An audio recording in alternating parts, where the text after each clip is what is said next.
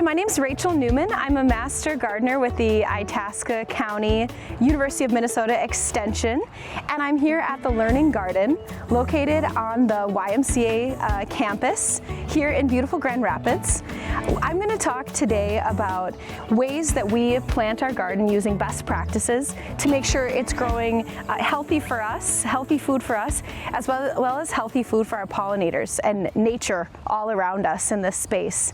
We started this garden in 2008, and it has come a long way since then with a lot of skills from our Master Gardener group, making investments in creating an ADA accessible garden that everyone can come into, a great space to sit in the shade as well and do some learning. We have Master Gardeners here at the garden every Tuesday from 12 o'clock to 1 o'clock for a lunch chat. If you'd like to come to the garden and ask questions or get a general tour or just see what we as University of Minnesota volunteers are doing to grow an abundance of food and to grow plants in a way that is beneficial for each other and our native pollinators. Today I'm going to talk about spacing, watering, caring for soil, interplanting or companion planting, as well as succession and successive planting. All of these things are going to help the plants grow the best that they can in this space, and all of these things are going to make sure that we're providing a maximum amount of food for the space that we have for ourselves, as well as some beneficial things for nature. So come on in. Here in the garden we have a variety of bed heights. Starting over here, we have an in-ground planting, and this has a great deal, a big variety of native plants. And this is going to be an attractor to all of those native insects that we want to bring into our garden. And they're going to improve the amount of fertilization that we get with all of our vegetable plants and fruits that we want to be pollinated so we can harvest. Moving over, you're going to see we have clearly marked pathways covered in wood chips, and those are going to help keep the garden cooler. It's going to help also let people know, especially children, where to walk and where not to walk. We edged in our in-ground beds, you can see right here, and what that does is it allows us a little bit more space to amend the soil and hold in the growing medium that we want. It gives us a little bit of space to build that up. We have some different trellis systems here. Last summer we grew some really beautiful sunflowers, kept the stalks once they dried out, and we'll be growing some peas, cucumbers up on those, some things that like to climb. We have our tomato trellis as well to keep our tomatoes growing upwards, keep them nice and clean and disease-free. And we created that just with some posts and some bamboo and some twine. Our raised beds are about 8 feet long, 4 feet wide, and about 3 feet high. And these raised beds are great along our ADA accessible path. There are some benches nearby so people can sit and harvest as well. In the ground is where we're going to plant some of those taller varieties of tomatoes. And in the raised beds, we'll plant varieties that stay shorter. Varieties that are short are called determinate, and varieties that grow tall and give some fruit all season long, once they start producing, those are indeterminate. So it's good to know with your heights what you want to plant down low and what you want to plant in the raised beds to make it easy to harvest. Moving through the garden, you're going to see we use cages to hold up plants, some stakes as well. Walking around your garden and doing a lot of observation is really important so you know what your plants need as they grow. Just a little bit of daily care out in the garden is going to help make sure that everything is getting what it needs at the moment. Plant needs change as the plants grow. They might need some more structure, they might need to be pruned. dead flowers might need to be removed. So checking in with your garden is really the most important thing. Over here you're going to see a beautiful trellis we made with 2 raised beds on the end. They're about 2 feet wide, about 2 feet tall, and we use 2 cattle panels that are attached, and that's going to provide a great growing space. Eventually it'll provide some nice shade as well, and is a beautiful feature to build up some height into the garden. Next, I'm going to talk about how we planned out each of these beds. How did we decide what to plant and where? This garden is not just a flower garden. It's not just a fruit garden or a vegetable garden. It's really a diverse and interplanted garden. In these 2 in-ground beds, you're going to see our gardening style, which we believe is going to be the best for attracting beneficial plants, and these plants are going to be supporting each other in different ways. Right up here, you're going to see that there's a pea plant, and this is a one leftover from when we planted these Austrian field peas as a cover crop. One neat thing that peas and beans do is they add nitrogen to the soil. So they allow other plants to get better access to nitrogen as a nutrient. In our beds, we interplant. So all around our tomatoes, which are in the center of the bed, they're going to be the tallest, you're going to see flowers and herbs.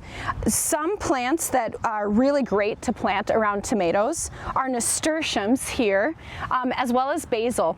Nasturtiums are a really important trap plant. What they can do is, instead of some insects bothering your tomatoes, they'll go for the more brightly colored nasturtiums. Any sort of herbs you have around your tomato plants as well, they're going to attract beneficial insects through their flowers, and they're also going to keep some insects that you want to keep away. They'll help repel them through their smell. Some great herbs that do that. We also have some sage on this side, oregano. Thyme is another great herb that also has really small flowers that will attract those beneficials. And then any alliums as well. So onions, chives, those are some things that are going to help repel through their smell some insects. Up front here, you're going to see that we have some volunteer borage, which is a really great flower that's going to attract a lot of pollinators. Here, I believe we'll have some white borage. Up on this trellis, we're going to have some morning glories growing. Having plants that flower at different times of the day is also going to be beneficial to your garden. On this side, you're going to see that we have some perennials. So we have some perennial plants that are intermixed with our annuals. The annuals, again, are going to attract those pollinators and bring some beauty and color to the garden. We have strawberry plants here. We have garlic.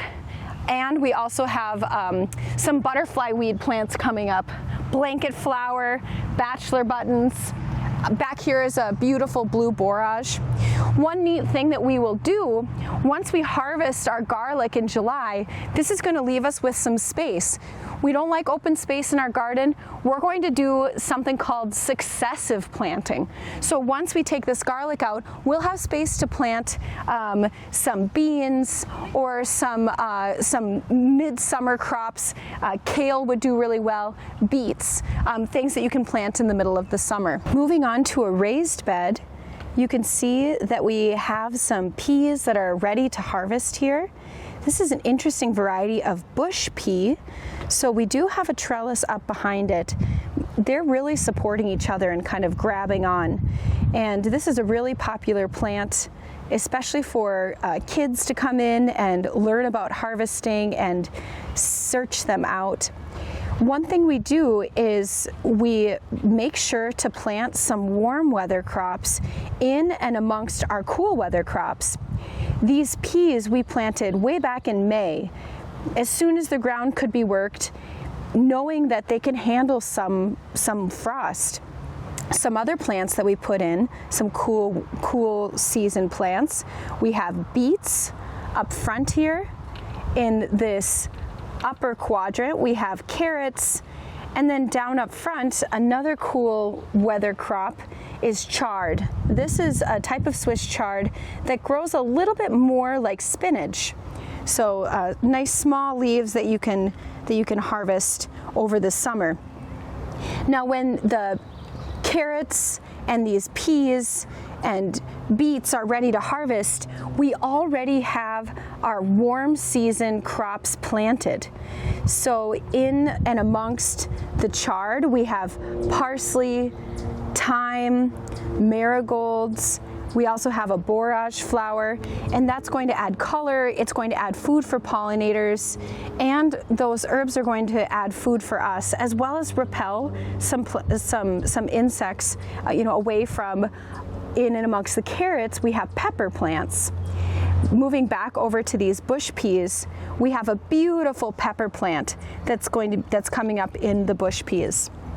What this is going to do is it's going to make sure that we don't have bare soil. We don't have a bunch of open space in our garden. And it's going to increase the amount that we can harvest from this space. To the left of the pepper tucked in there, we also have a parsley plant. In and amongst the beets, we have more parsley, a sage plant. So once we start harvesting and thinning those beets, that's when that parsley and sage, they can start to take up more space and grow. It makes it so the garden is planted in and amongst each other. The plants they're mixed together in a way that's beneficial, in a way that's going to keep that soil covered and full. That way it's not going to dry out as quickly. And those plants, the plants that we put in, those warm season crops, they're really going to get nice and sturdy. They might start off a little more spindly while they're, in and amongst those cool season crops, but they're going to take off and they're going to be able to take over. It eliminates that period of time in between harvesting your cool season crops and your warm season crops. You're getting a little bit of a jump on that time. Moving to my left here, past our in-ground rock garden, you're going to see another example of this interplanting. So in here we have a mixture of tomato, we have cabbage, we have some beautiful flowers, marigolds, more borage. We have some petunias and violets in here as well. We put even some straw down in here for some ground cover. Again, just to help keep the ground a little bit cooler. It is July 1st, so it's nice and warm. One thing that we did as well with this raised bed, along the edge, we planted some scarlet runner beans. And this, again, it's going to maximize the space. Scarlet runner beans get beautiful red flowers that insects love. It's going to bring those beneficial insects around our other plants to get them pollinated and give us maximum amount of fruit and flowers. And they're also just very, very beautiful. So our plan is for those to drape over the side of the raised bed. So you can see that our philosophy with interplanting and companion planting, which, the goal is that where you put the plants, they're going to benefit each other. An important thing to think about is spacing as well. You want to give plants just enough space to where they can get to their mature size, not too much space to where you're going to have bare soil, and you don't want to plant them so closely that they're going to start interfering with each other, fighting for nutrients, not able to get mature and start to give you produce or blooms. You really want the mature plants to be standing shoulder to shoulder. So make sure that you're reading on that seed packet or looking up information about how big are they going to get at maturity. One thing we do, though, knowing that we're going to have these tall tomato plants, and we're going to remove those lower leaves, so there are no lower leaves touching the ground, you can plant shorter plants in and amongst them. So this beautiful marigold that we have right here, it's not going to get as tall as the tomato plant, and we can plant it a little bit closer because it's going to stay nice and short. It's going to just take up that lower level space. So thinking about things that are going to be shorter, taller, and interplanting them all together to benefit each other and get those insects traveling around and visiting each of your garden beds is going to be your goal. In this beautiful garden, we have our raised bed here where we were able to amend the soil. Keeping track of your soil and making sure that you have it aerated when you start planting so those roots can move through is really, really important. This soil we amended with compost and topsoil. We also use leaf mulch and a cover crop. So those Austrian field peas, we planted them after we were done gardening for the fall. In the fall, let them grow up a bit, and then we turned them in.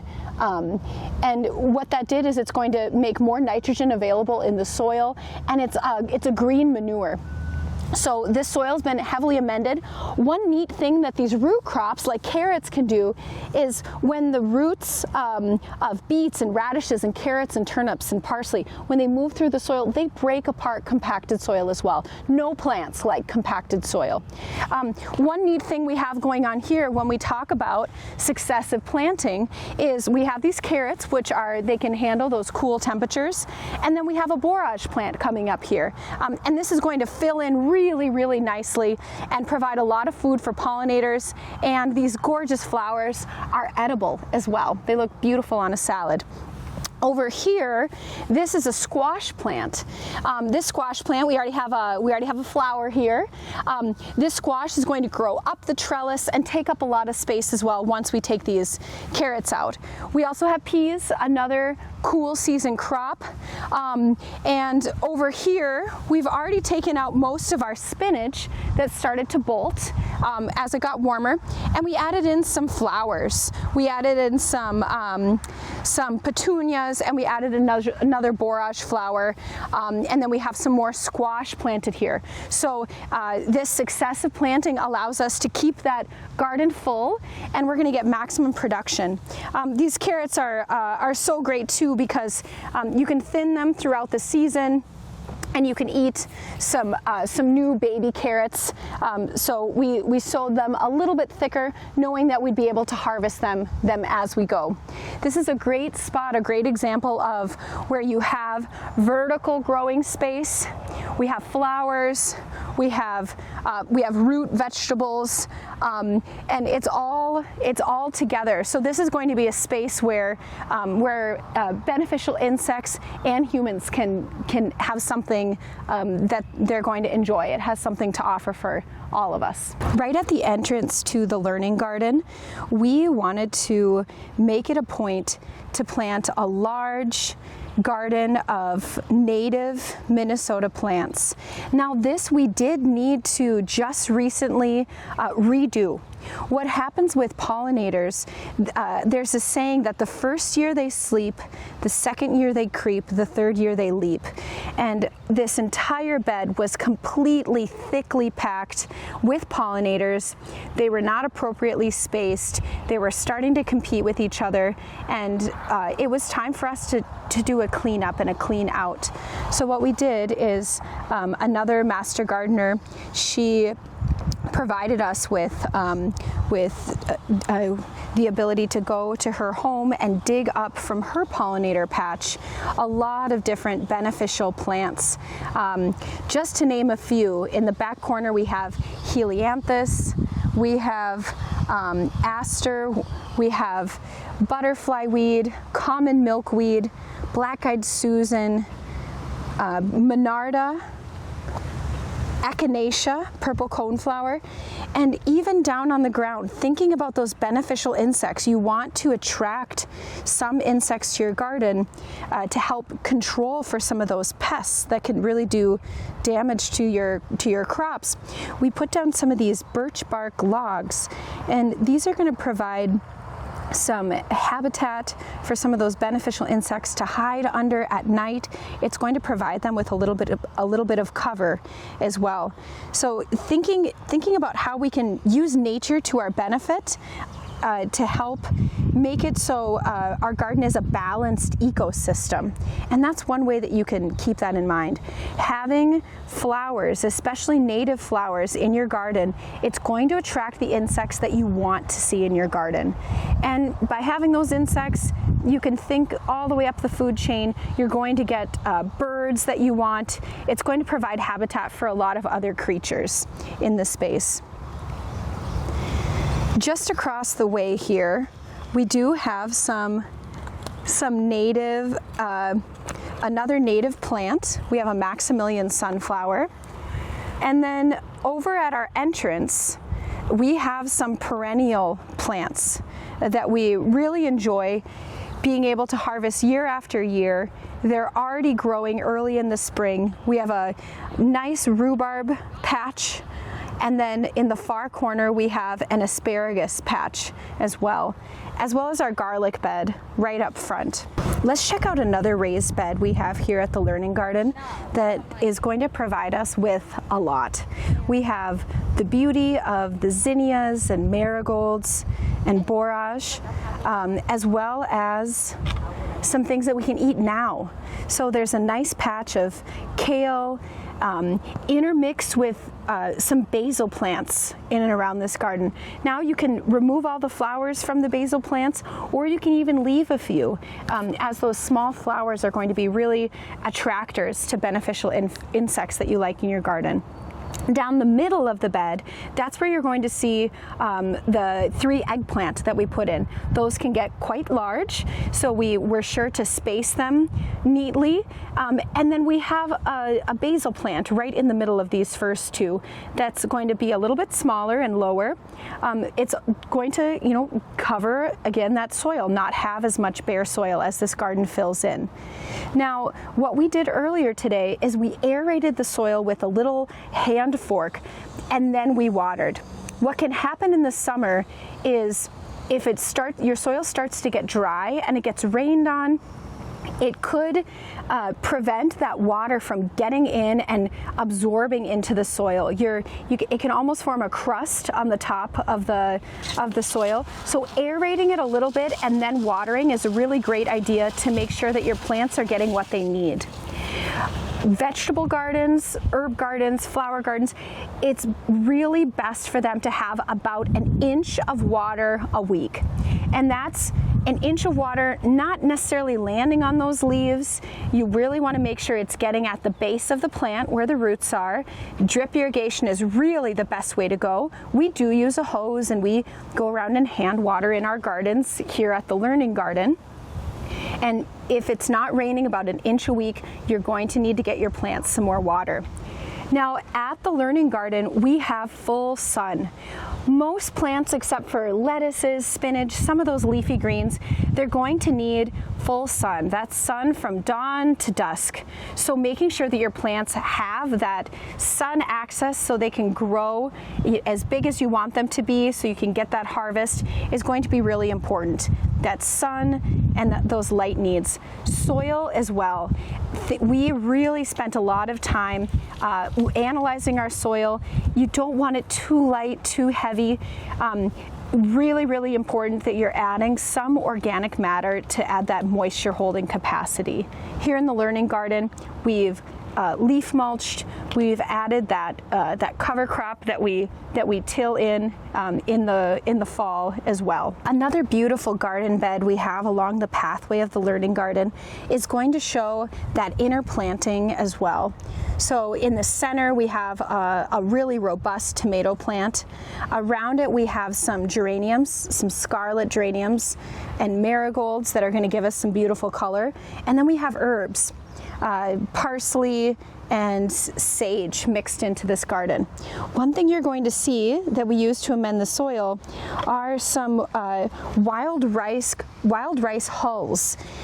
These hulls we have on top of the soil, holding in some moisture, adding organic matter, and that's just going to enrich the soil.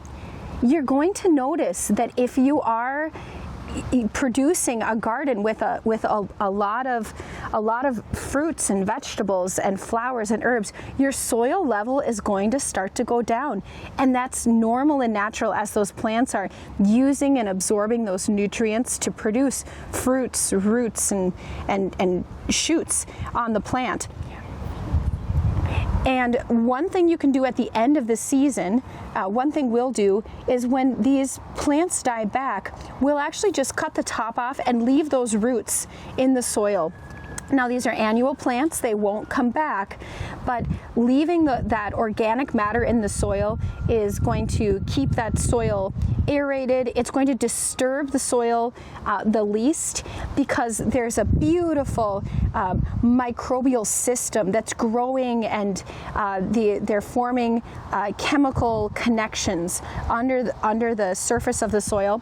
And by leaving that, it's just going to keep that enriched environment for next year. Here we are at the northwest corner of the garden, and in this side of the garden you're going to see that we have some sunflowers in this bed. Now those sunflowers are going to grow quite tall. One neat thing that they can do is they actually can pull salt out of the soil. That's going to be an important thing. If you add synthetic fertilizers to your soil, it can lead to a salt buildup. Now we don't at the Learning Garden. We feed our soil with leaf mulch and cover crops, and by leaving the roots in, we do a lot of things to make sure that our soil stays healthy as is. But when you're thinking about planting your garden, right plant, right place is an important thing to think about. We don't want to put these sunflowers on the south side of our garden where those big beautiful leaves are actually going to be blocking the other plants from getting their full sun. The last thing I'm going to show here are a couple more perennials that we have in our garden that we just really enjoy. You're going to see a raspberry trellis straight ahead, and on this raspberry trellis you're going to see primicanes and floricanes. The floricanes are the tallest ones. Those are the second year canes of the raspberry plants. Those are the ones that we're going to get fruit from this year. When we're done harvesting fruit, we'll actually cut those back, so then the primicanes, and that's this year's new shoots coming out of the ground, they will be next year's flowering plants. Over here you're also going to see some apple trees and some perennials we're adding for color and for beauty and long-term production in our garden. If you'd like more information or you'd like to ask some questions from home, you can join our Itasca County Master Gardener Facebook page. If you'd like to become a Master Gardener and volunteer with us, enriching our community, volunteering with a purpose, you can also join on that Facebook page. Thank you so much for joining me on this tour of the Learning Garden. We would be so happy to welcome you here in person every Tuesday during this summer from 12 to 1 p.m. We'll have Master Gardeners here to chat, give tours, maybe even do some harvesting, and educate you about what's going on in this Learning Garden. It's a constant evolution as we grow and increase the beautiful infrastructure that's out here in the garden. So come on out and visit and learn along with us, the University of Minnesota Master Gardeners here in Itasca County. Thank you.